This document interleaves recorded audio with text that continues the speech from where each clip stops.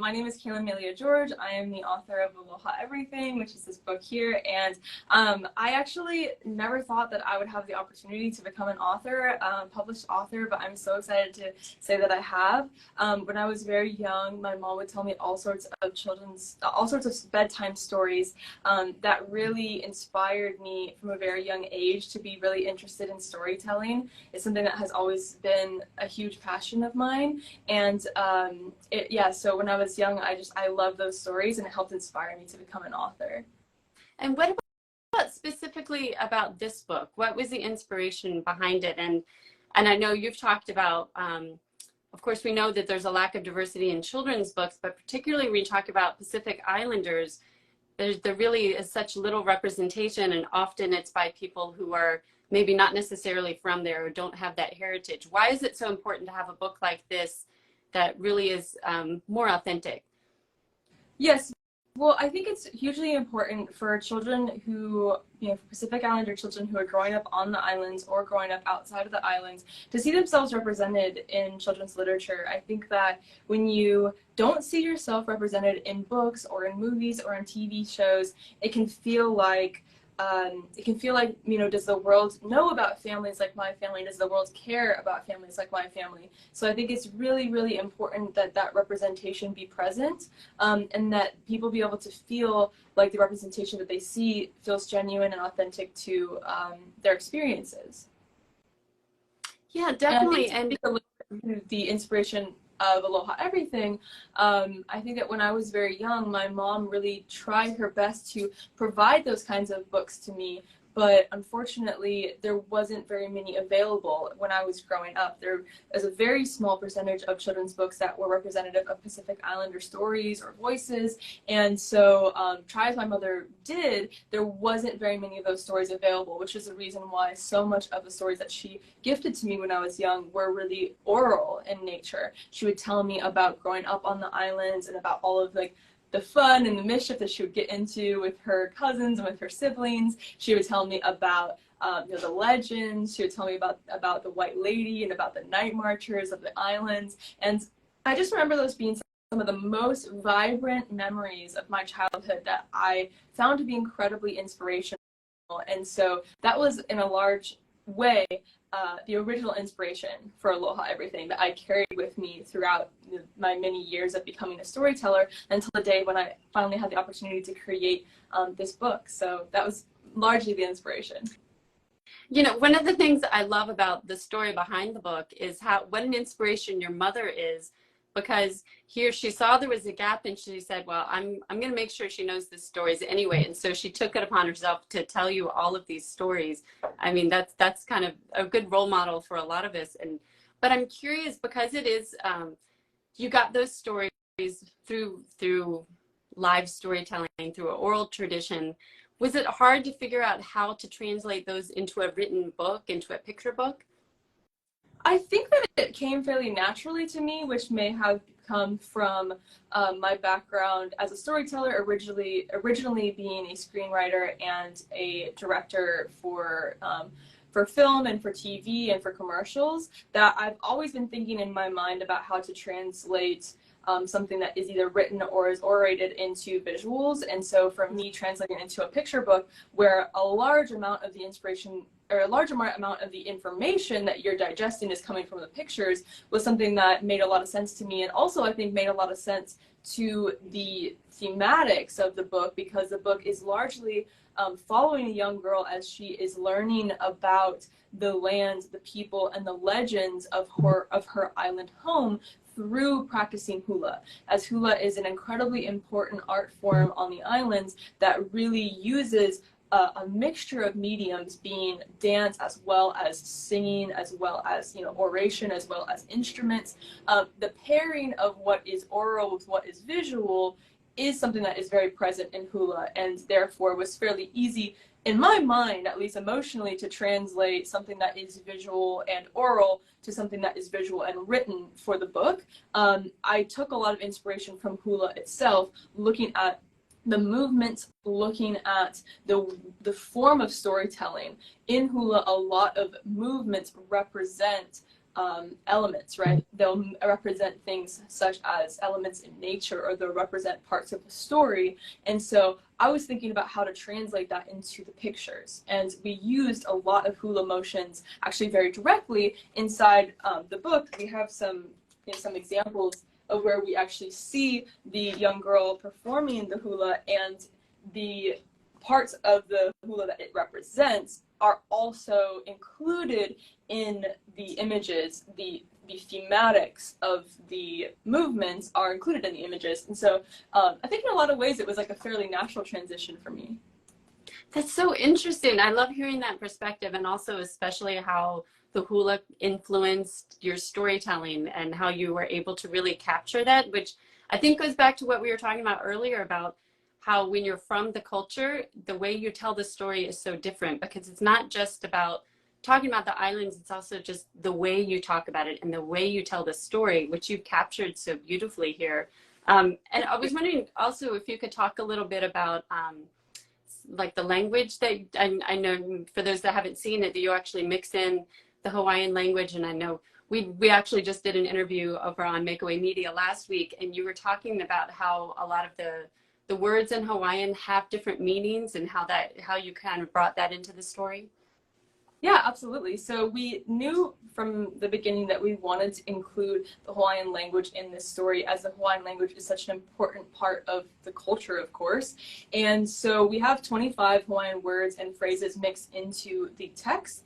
And then we have a glossary and a pronunciation guide at the back of the book to learn a little bit more about the Hawaiian language, which is an incredibly beautiful and rich and diverse language that was very inspirational to me when I was creating the book, because there is a lot of words that I used in the book that have multiple meanings. For example, there's a part of the book where I describe the main character as having kukui nut eyes, and kukui nut is a type of nut on the islands, which they're round and they're brown. So it's sort of mentioning the way that she has brown eyes, but also kukui were actually used for their oil by the Hawaiian people in order to create lamps and to create light at night. So it's also, the word kukui means nut, means a round nut, but it also means lamp. It's a homonym in the Hawaiian language, and so it can reference the fact that she has brown eyes while also referencing the fact that she has very bright, curious eyes that shine like a light, right? So that was part of the inspiration for the way that I wrote the book, and I wanted to make sure that we included the Hawaiian words where we could, and that that it would kind of reference a lot of that duality, a lot of that poetic nature that we find present in Hawaiian language and in Hawaiian culture. That's so beautiful.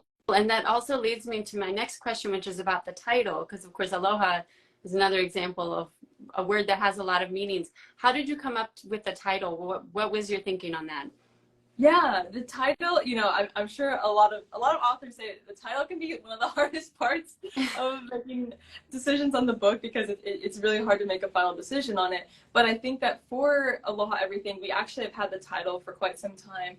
The the phrase actually is referencing this idea that you should be reminding yourself and reminding those around you to be putting love into the world. And in this context, the word aloha is in reference to love. And so it means, aloha everything means to give love, or to give care, or to give respect to everything and everyone around you, including many things, but it could mean, giving love and respect to the earth, giving love and respect to people, giving love and respect to history, and even to yourself. And so it's a phrase that's used commonly to remind people, and also, especially in a lot of contexts, to remind children, which is part of the reason why I wanted to use it, to give love and respect to everyone. And the way that I heard it used most frequently is usually if you have like a kid who's maybe misbehaving a little bit, maybe they're pulling on tree branches, or they're being mischievous, or they're kicking the ground or something like that. You say, hey, aloha everything, remind them, like, care for everything, right? Don't be harmful to the land around you. Don't be harmful to other people around you. Provide love to everything and everyone. So we use that as a title for a lot of reasons. First of all, because it's in reference to the thematics of the story, which is about a young girl who's learning to love everything and everyone about her island home as she grows, but also because I think it has a connotation sometimes. We're reference to kids, and it being a children's book, I thought that was really fun. That is, and I love that, because I think a lot of us who aren't as familiar with the culture, we just know it as a greeting or maybe to say goodbye.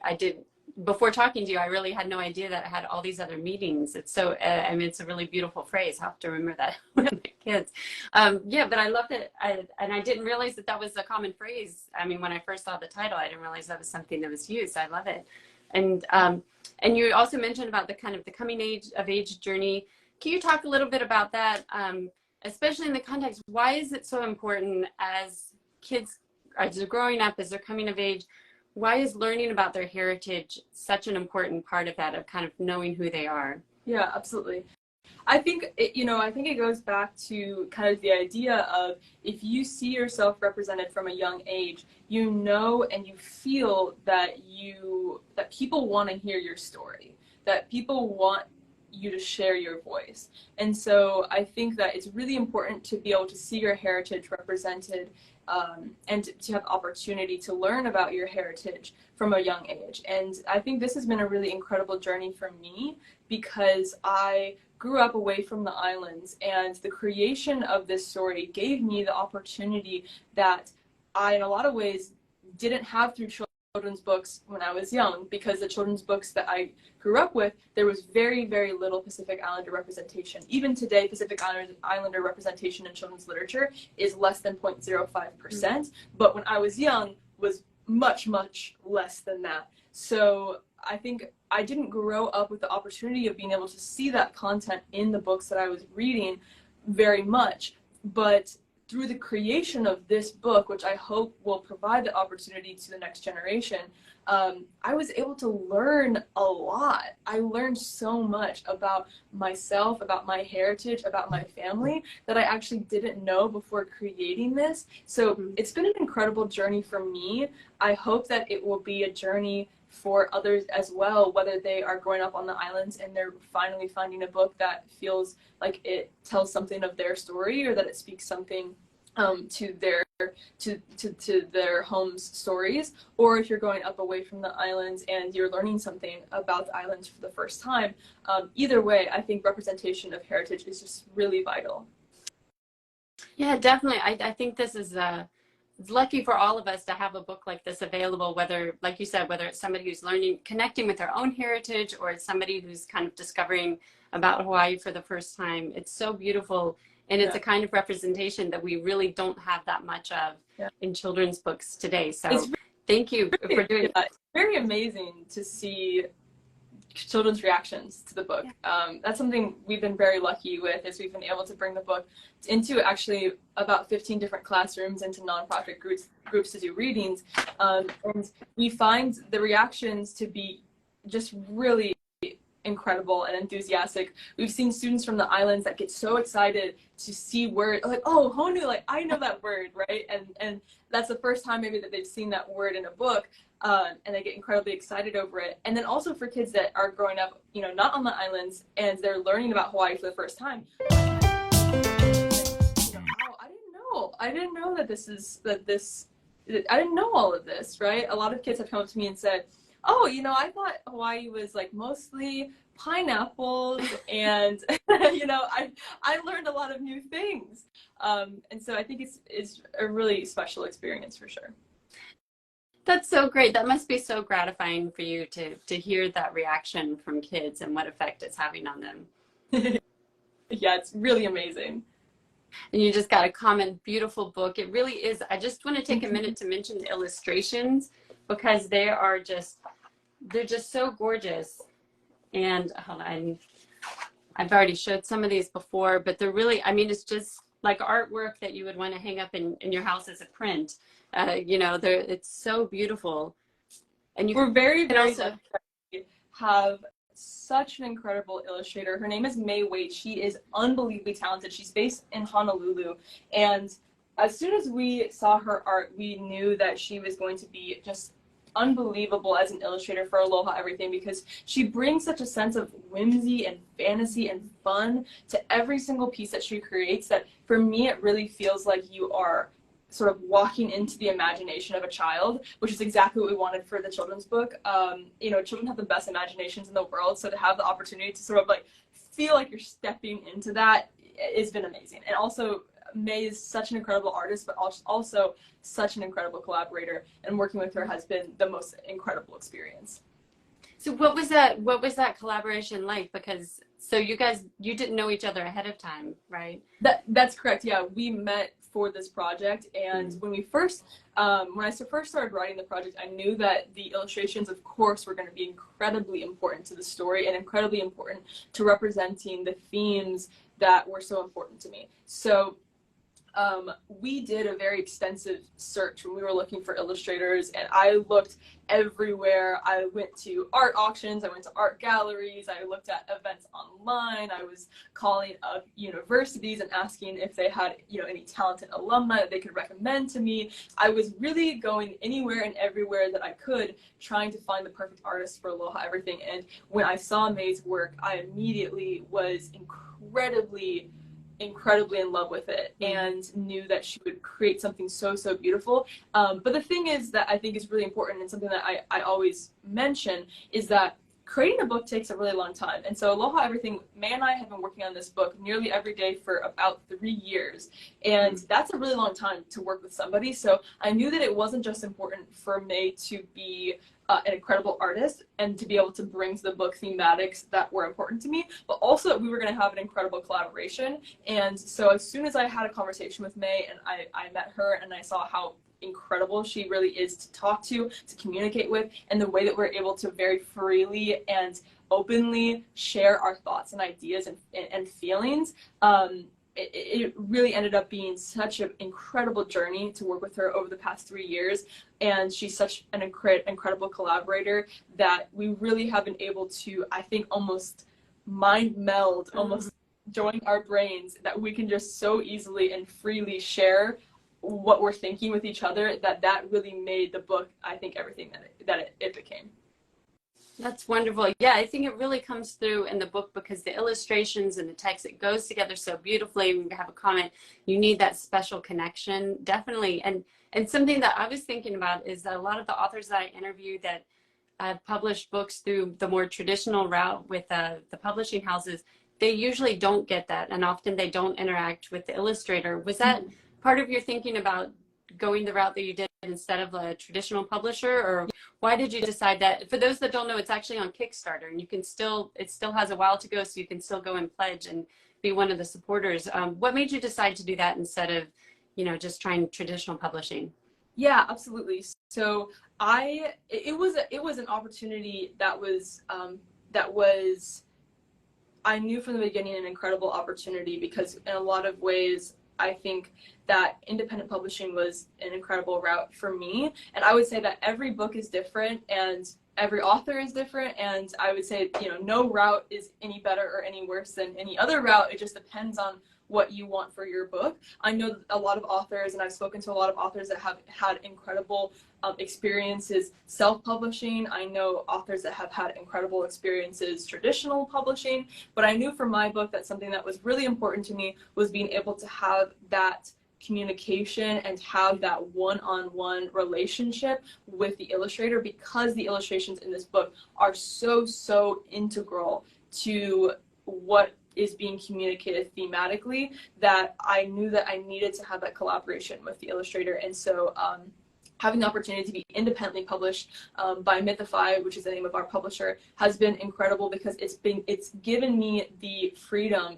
to have complete communications with the illustrator and to be working on the book together every single step of the way, and has also been really interesting to be launching on Kickstarter as a means of pre-sales. So essentially the way that we're using Kickstarter is as a way to offer pre-sales of the book. So anyone who orders on Kickstarter is going to get a first edition, first run copy of the book way before it's going to be available retail in the future. So I think that's something that's really special about what we've been able to do with a publisher and what we've been able to do with Kickstarter.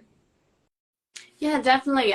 Like you said, I mean, the what works for everybody is different, but it seems like that was a really good fit for your book, especially because it is something that's so is so personal, it seems like, because Yeah. they're based on your mother's stories and your discovery of your heritage. I would think that it would be a really good fit for you to have a little more control over what happens to it. And like you said, the freedom to really have that collaboration, which is so special. Yeah. So anybody who wants to check it out, be sure you can go and have one of the first copies to come Yeah. out. You go and support the Kickstarter. Yeah. And thank you so much for taking the time to join us. I'm just looking at the time. I know you're busy, so I will Oh, go thank you ahead so and much. end. But maybe you could just end by telling us, like, what are the next steps for the book? And whether, I know you mentioned that maybe you have something in the future, although it's still kind of in the works. Yeah, absolutely. So for Aloha Everything itself, we are going to have pre-orders available until the end of June. So make sure that you, if you're interested in the copy, make sure that you check it out before then. Also, for anyone who's interested in learning more about the information in the book or learning more about Hawaiian culture, I would definitely recommend checking out the Hula Preservation Society's website, hulapreservationsociety.org. And for the future of the book, we will eventually be available via retail. So definitely keep an eye out for that if you're a fan of Aloha Everything. And hopefully May and I will also have future collaborations together. We've already started talking and started working a little bit on hopefully what will be our next book. So as long as Aloha Everything does well for itself, there will definitely be future books between May and myself as more future collaborations. Well, we look forward to that. And I can't imagine that it won't do well because it's already getting so much buzz. And it's so beautiful and well written. It's just a really lovely book. So thank you for taking the time. Thanks for everybody who's watching. We appreciate your comments. And, yeah, thank you so another much. good, Thank lovely you so time. much. Thank you so much to Read Your World, and thank you also so much to the incredible community of people who have been so supportive of Aloha Everything every single step of the way. We couldn't be more grateful and just more blown away by all of the support. So thank you so much. Thanks everybody for watching. If you joined us late, it'll be up in a few minutes on Instagram, and then later today or tomorrow it will be on YouTube. So thank you. Bye everybody. Bye. Dreams that you dream of, dreams